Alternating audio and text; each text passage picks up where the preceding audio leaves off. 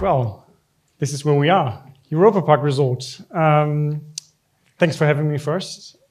Maybe a quick status update. Who has been to any of our products, to Rust, to Europa-Park? Where are we in the knowledge base? Okay, that's pretty diverse. Great. I was expecting that, and that's why we're quickly starting with a very, very brief, if they let me, perfect, start on what do we do and why is it resort, and to clarify that it's not only the amusement or theme park mentioned. We are talking about Europe's second largest, Germany's largest and most visited theme park, 6 million guests per year. We're talking about much, much more though as well. Within Rust, only there, we also have the second park, our water park, has for more than 5 years now been existing and in place. We have Germany's largest hotel resort, more than 6 hotels, more than 5,000 beds. Adrenaline is our new fine dining invention. We sell and have the VR escape rooms under the brand of Yulby worldwide. They are being played on cruise ships. They're being played in Mexico. So we're expanding, and we'll get to that later. It's important to understand in the form of how we use Clever and why it's more than just rating your favorite roller coaster. What's also important to know is that we have historically grown. We are still very proudly a family-owned business, and that means that we overcome challenges of our past still on a daily basis. We're going to talk about legacy systems, about structures that need to change over time, and that's exactly where we've been going. Nonetheless, important KPI is those 80% repeat visitors, and we keep tracking them. Otherwise, it wouldn't work anymore. We've been talking, I had some great talks about what's going to come in the future when the demographic change is going to affect all of those numbers. How do we have to change to adapt to those things? Because in the end, we're a luxury product. But we still believe that there's more to it. We believe in high quality standards, constant innovation. We'll get to that. We'll see that with different products, but also the clear focus on what do the guests want. Totally ignoring our own ego. That's sometimes hard. In a world where you design the perfect fantasy world to not do what you would think is looking good. Still keeping an eye on value for money. We'll talk about data in a second. You tend to optimize and maximize everything. We don't want that. Families are our target group. That's a balance we have to find on a daily basis, because we could, with dynamic pricing and other concepts that are out there, just maximize our profit. But that would harm the ones that we aim our product in its very core for, to remind that, and keep changing seasonally to make things attractive. Last slide about the company itself is about the company group. I mentioned we keep innovating, and it's more than a theme park. This is a slide that shows that. We're not going to go into detail. Some of you have spotted the car I was told or allowed to drive here with. That has the new movie Grand Prix of Europe that's going to come worldwide into the cinemas, produced by Mack Animation, Germany's largest animation studio, is also just came to be. We had a 4D cinema, we have a flying theater, we have different products. They then were something that other parks came to us, Disney and others wanted their products to also adapt and sell and buy those. And therefore it just came to be, and we now keep growing beyond our borders. We have our own winery, movies, our own streaming platform. We're selling rides to anywhere from Australia to the US with Mack rides, roller coasters all around the world. And this is important to understand because in the end, we're going to talk about data stacks and data next. We don't want to ignore the synergies we have. We cannot afford buying a tech stack and have the same problems in all of those individual companies that we're still facing. Fortunately, in this context, we can skip why is data important. You guys know it. We've heard it today. You've been hearing it for 3 days. It has been ever since. It is growing, and after COVID as kind of the thing that made everything even more important and us able to really analyze the guest, we we're fortunate enough to build a team. I was starting over there alone, and now I'm fortunate enough to co-lead the team of 12 that are responsible for everything internally that is strengthening our customer relationships. And that's what we in our core try to do with the sense of data. We'll see where Skreva is placed there. And we try to not only build the systems, but also use them and give the support. We will not be able to do all the research for our entire group of companies, but we can provide the platform, in this case, Skreva, to then be used all over, those to be used for B2B use cases, for Mark Rides to check whether the client is happy with how the coaster has been produced, those kinds of things. On that journey, we try to get the entire company along the data maturity curve. I don't know how familiar you guys are with that, but our belief is that with that, we will have to get each and every one up that curve along with the value. First getting the data, organizing it, but then understanding what's happening, why did it happen, and form all of that under the BI sector. And that's what we've been doing over the last years. I've been speaking on a similar event here 2 years ago. That's pretty much what we've been focusing on in the meantime, to then be able to have a solid base on everything that we say will happen and what will we do to then learn from what we think will happen. We can call it data science, we can call it AI in its best form that we all hope for. But that's where we are trying to get each and every department along with. Not start and have the one department or company that is having the recommendation perfectly, but rather move slowly, but therefore having the solid base. The solid base is a good topic, needing to measure success and govern that. I've been reading that in the survey that you guys send out. And also the architecture beneath it is the reason why we now went into hiring 2 data engineers that are creating that solid base. I will show you a brief overview of our data stack later. What does the team do other than just working with data? We have personalized marketing. There's also customer consent, everything that has to do with the cookie banner that you all love and hate, probably, rather the letter. But also, therefore, being able to analyze what is being done on the web, using customer decisioning, sending our emails exactly when we know you will open it, having those visualization aspects and customer insights. And that's exactly where we are, obviously. We're using numerous aspects there, but we're going to dive into everything that is inside our bubble, the bubble of consumer research. And there we started over with, in the 80s, with a very strategic approach. Face-to-face monitoring is still being used. Yes, it might be expensive, and yes, it might be slow, but we have this consistency of data. We're not going to go too deep into this one, but we do have, on 10% of the opening days, we have every 100th guest at the exit that is being asked face-to-face still.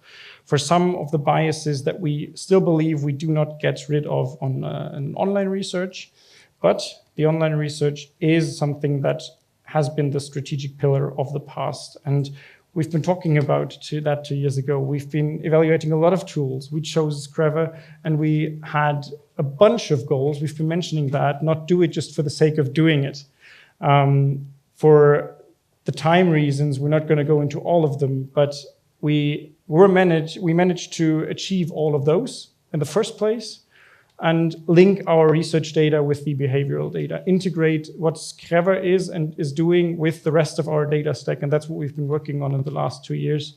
I can show a couple of those use cases later, and therefore, along the customer journey, have the insights exactly when they are needed. I mentioned the other approaches are often a bit slower or do have only a snapshot of the impact, but we need, with the pacing that the entire management and all the processes gained, we need that faster and unified.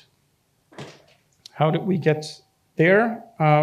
as said, we do have, I heard SAP earlier, we do have Emarsis in place to send all of our newsletter emails. And within that marketing and marketing journey and campaigns, we are sending the newsletters with including the recruiting link for the online surveys in the way that they fit best to our customer journey.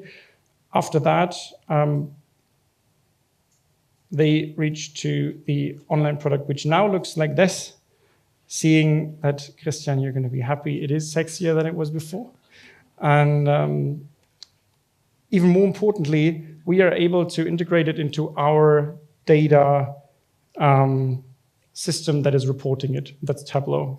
Christian mentioned it. We use the API of Skreva to then analyze the data, but not also see how happy are our guests, but also how is that correlating with weather, with how many guests do we have, with other factors that we might have forgotten on numerous cases. That might be a bit more obvious for a theme park, but we've been mentioning fine dining, we've been mentioning other things where on the one hand, the sample size is smaller. On the other hand, you have factors that you might not know because it's a product that has not been done before, at least not in that context.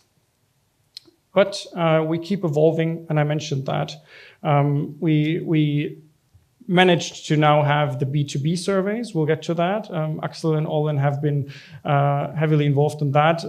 Last month, we have Customer 360 dashboards that now know not only when did you last buy it, if we type in your name, but also did you open the last newsletters? What was your complaint last time? Those things are possible by now, and we're getting more and more. You see it here along our vision to the forecasting topics, but one step at a time, because we learned that doing things fast at some point will lead to doing things twice. And that's basically what we have on a business side, and on the technical side that goes along with it. The data stack I mentioned was revised and is still being finished up. And we're now linking the data the way we wanted it, and we'll next year then introduce the new CRM system to have that base so that whether it is a service agent or AI, they can in any way just profit from the data that is there and be sure that the data has the quality that in the end the customer as well as we internally expect to be. I mentioned data stack probably a dozen times now. It's not important to get into details here, but I wanted to mention that in the end for us, Skreva is one of those sources here, but it has to work in the entire flow, because CX in this context for us is not only online surveys. We're talking about, we see tools like Talkwalker here. We use the first AI modules there as well, by the way, but that's social listening. We get Google reviews. We get feedback on numerous platforms that in the end, we mentioned it. Richard, you said it. We want to eat the burger. They don't want 15 links, 30 reportings, and look for everything they actually need in that very moment on different platforms. That's why this is something that no one besides our team, maybe our boss, and you guys are ever going to need to see. They just see their one BI system and have everything in place there. Nonetheless, to make it a bit more precise, that's then being used on the one hand for the end user, but also for the forecasting and other topics that are necessary for the dependent use case in the end. Yeah, because some of them I mentioned need to be in real time. Others are from different data sources. I mentioned we are a company that grew over time and legacy systems are in place. Talking about the data stack that was just here, those beautiful boxes are in fact 50 systems behind each other, behind there. That's a bit more than 50 that are just there delivering some form of more or less messy data. And that's, fortunately, Skreva is not one of the ones with the more messy data. But in the end, it's our part of the daily business. I was talking a lot about abstract things, infrastructure and whatsoever, but maybe getting a bit more real. We've been talking about use case for the B2B business. I left it out in the beginning. It is a very important business for us. Confertainment is a more or less creative way of combining conference and entertainment because we think we can do more than just delivering the conference room. Conference room is a good thing. It's more than 50 different rooms that can be rented, from the meeting overnight to the Miss Germany Gala, the Nickelodeon Kids' Choice Awards that are streamed worldwide. We can come up with every combination possible because we fortunately already have, you saw the group of companies, all the competence on site already. We have the expertise and we try to make use of that in those events the best way possible. That's basically why what we do in Europa-Park as well. You're going to see stuff from the movies that is a movie that is coming out being cross-media marketed over there in our other products to, in the end, have one coherent story to tell. But why am I talking about that now? We had a use case that was not even as precise as I can say over here right now. We had complaints and some rumors around the floors that were talking about, the beamer in this room is always shit, but the bosses never believe us, and these kinds of things. Probably all know those stories. And then we started to pick up that project that wasn't even there. That's how it often goes. And getting all the Confertainment people that are involved in these events together, trying to come from the business problem, from the demand, understand what each of those want, to as often not see too many differences, and understanding that they need strategic feedback, of course, what changed over time, what changed over the years, but also operationally the feedback on the spot. I want to know that this was shit today so that I can do better tomorrow without having been there because it was my day off. And therefore, we came up also together, Axel, all in with you guys, with 2 different surveys. And we're going to focus on the quick on-site feedback because that's something we didn't do before. We were, maybe quickly about numbers, very strong in post-stay surveys. We have about 250,000 finishers by now in the 2 years that we use Skreva. A bit more than 30 post-stay surveys that are running. But this was a first. We go through the conceptual phase. You guys know that. There's brand books, there's Miro boards where you conceptualize and make everybody happy, even though that's impossible. But at least at some point, create something that looks similar to this. We know how Skreva looks. And it's just a very short way of asking you with 6 questions, I think, what for F&B, for the technical components, and for the staff was good and bad, and then the NPS. We use the targets from Skreva, the target and the tag feature. You probably, if you use the survey ones, know it in the distribute part, and could use the tags for our hotels. For everyone who hasn't been to Roost yet, it is it's getting quite complex and complicated. Some rooms are within the park because it makes sense for the event. Some rooms are on the other side of the property. That can be 5 kilometers away from each other. They are different area managers, and that gets quite complex. Still, you as a guest probably don't know that you are in room Yale because you are on a 3-day conference and don't know how that room is called because you've just been there for those 2 sessions. But you have the QR code, and we can use the QR code. It's similar to Glacier Express. You guys know it to then work with it. And I mentioned it, we need the data extracted. Perfect case for working together with you guys. We didn't have those 2 information in the Skreva API yet. They didn't provide it yet. It was possible to analyze this in the dashboards within the platform, but we needed it adapted. It was a case of, I think, 2 days, fortunately. So that was a pretty quick one. To have that added into our flow. This is Alteryx to just very roughly analyze the data and get it into our dashboards. And it was pretty quick. That entire project was more or less a month. And we are now able to have, on the one hand, daily mails that are targeted to exactly your responsibility. So if you are responsible for 2 hotels, let's mention these first 2, you get, and responsible for the food and beverage there, then you only get that.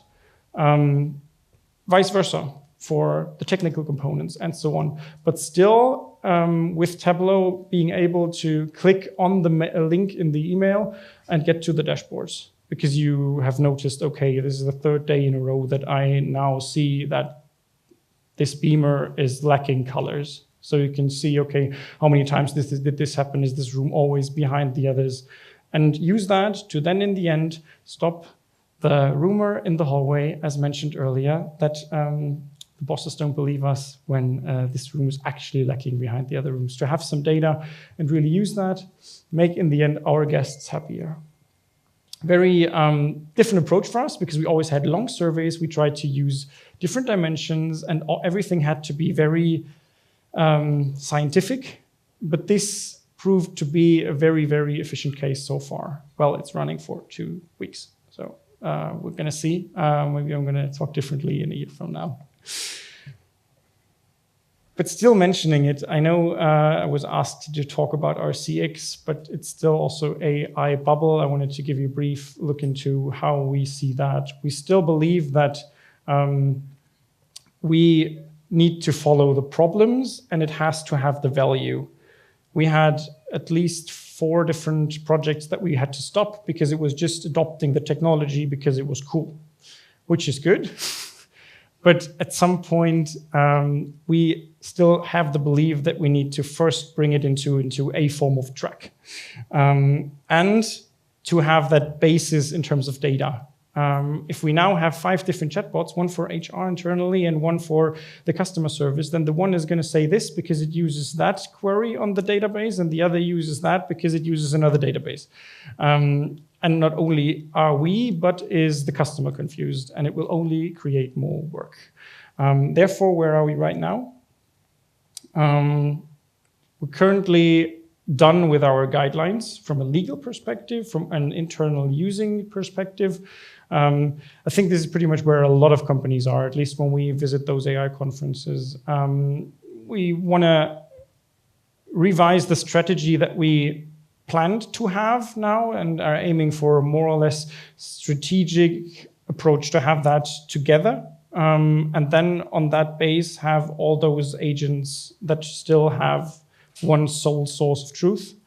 And then the question of how do we operationalize that? How can we bring it to the people to enable those people to really, really use it? Because maybe to sum up, amongst everything that we believe in our team and our company, we have those data culture principles. I mentioned the governance. Data has to be lived in the company, and that was a change for a lot. But we painfully realized a lot of those things, that in the end, data, whether you call it excellence, quality, trust, or whatsoever, is the advantage for yourself compared to others.